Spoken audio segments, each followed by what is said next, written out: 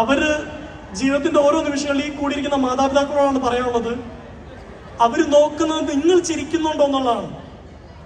അവരെ നോക്കിയിട്ട് മാർക്ക് കുറഞ്ഞാലും അറിയാണ്ടൊരു അടി ഉണ്ടാക്കി, സ്കൂളിൽ അടി ഉണ്ടാക്കി വരുമ്പോഴും നിങ്ങളുടെ മുഖത്ത് അവരെ നോക്കിയിട്ട് എൻ്റെ മോനെ എന്താ പറ്റി, എൻ്റെ മോനെ ചിരിച്ചേ എന്ന് പറയുന്ന ആ ഒരു ലാസ്റ്റ് ഹോപ്പ് നിങ്ങൾ മാത്രമേ ഉള്ളൂ.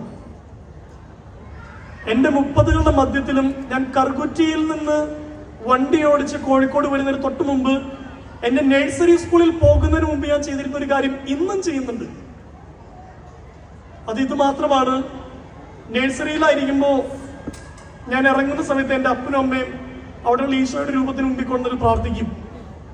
ജോസഫ് പോവാണ്, അവനെ സമർപ്പിക്കുന്നു, ക്ലാസ്സിൽ ശ്രദ്ധിച്ചിരിക്കാൻ, വഴക്ക് കൂടാതിരിക്കാൻ, വർത്തമാനം പറയാതിരിക്കാൻ, അവനെ സഹായിക്കണമെന്നാണ്. ഇന്ന് രാവിലെ 9:30 ഞാൻ ഇറങ്ങുന്നതിന് മുമ്പ് ആ ചടങ്ങ് ഇപ്പോഴും ഉണ്ട്.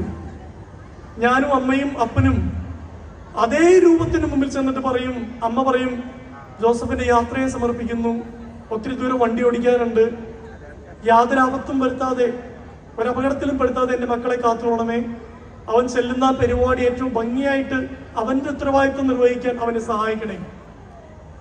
കഴിഞ്ഞ 30-35 കൊല്ലമായി ഇന്നും അമ്മ വിളിക്കുമ്പോൾ അവിടെ പോയി ദൈവവിശ്വാസം പോയ സമയം ഉണ്ടായിട്ടുണ്ട്, ദൈവവിശ്വാസം കൂടിയ സമയം ഉണ്ടായിട്ടുണ്ട്. പക്ഷെ എല്ലാ സമയത്തും മുടങ്ങാതെ ചെയ്ത കാര്യം ഒരു ചെറിയ കുഞ്ഞിനെ പോലെ ഇപ്പോഴും അമ്മയുടെ അടുത്ത് പോയി നിന്ന് പ്രാർത്ഥിക്കുന്നു എന്നുള്ളതാണ്. അതിന് കാരണം എൻ്റെ ക്വാളിറ്റി അല്ല, എൻ്റെ അപ്പൻ്റെ അമ്മയുടെയും ക്വാളിറ്റിയാണ്.